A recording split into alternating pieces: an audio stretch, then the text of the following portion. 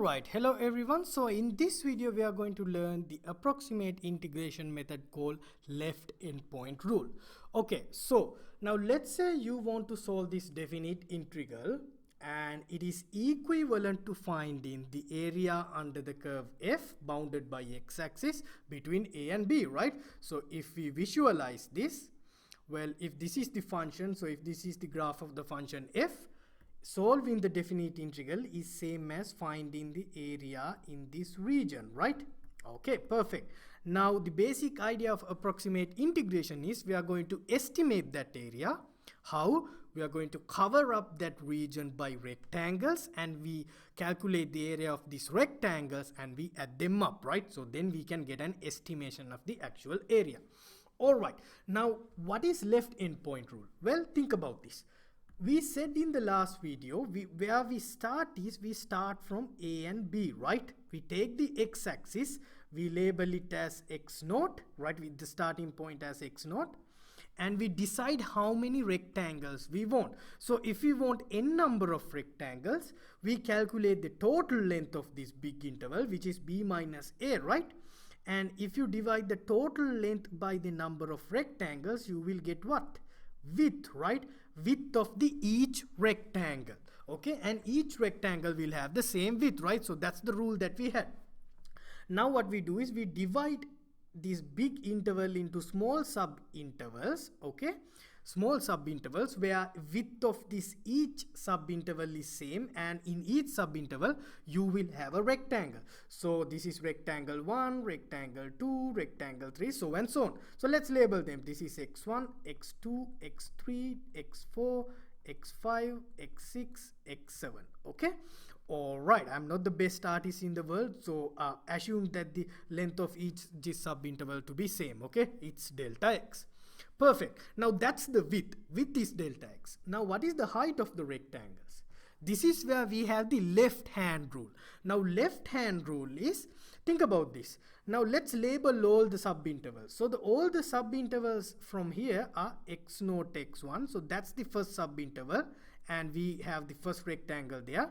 The second one is from x1 to x2, and the third sub-interval is from x2 to x3, right? And the list goes on. So the last sub-interval is x6 to x7, right, in this example. All right, perfect.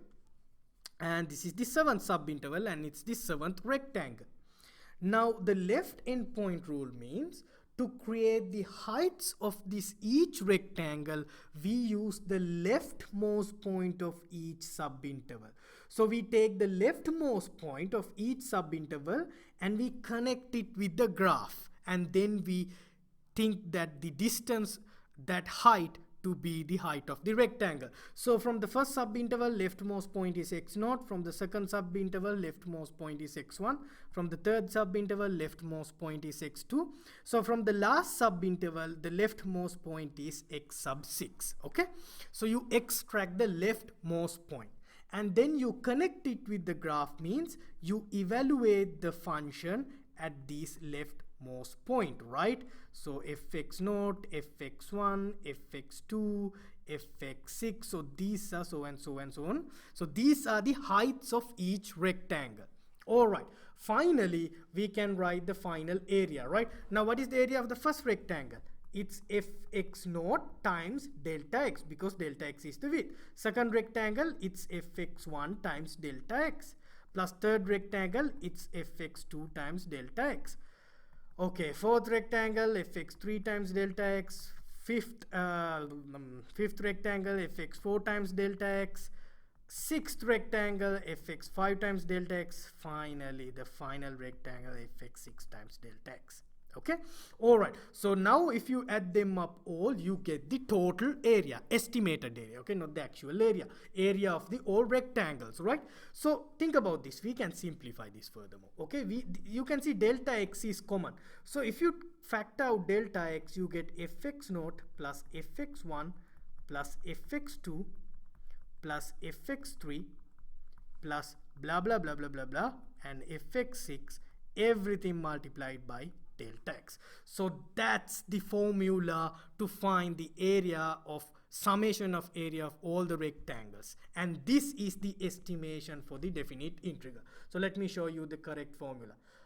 Alright, so here's the formula. So what you basically do in the formula is you evaluate the function at each leftmost point of the each subinterval, and you multiply, you add them up, and then you multiply everything by delta x, because delta x is common. So that's the formula for the left endpoint rule. Now look at this, we don't use the equal sign here because it's an approximation. Okay, alright, so visually if we look at this scenario, here's what's going on. So we use the left endpoint rule here. So in each subinterval we have connected the leftmost point with the graph. So what we do is, or the height of each rectangle is leftmost point evaluated, leftmost point, the function evaluated at each leftmost point, right? Then the width is same, you multiply everything by width.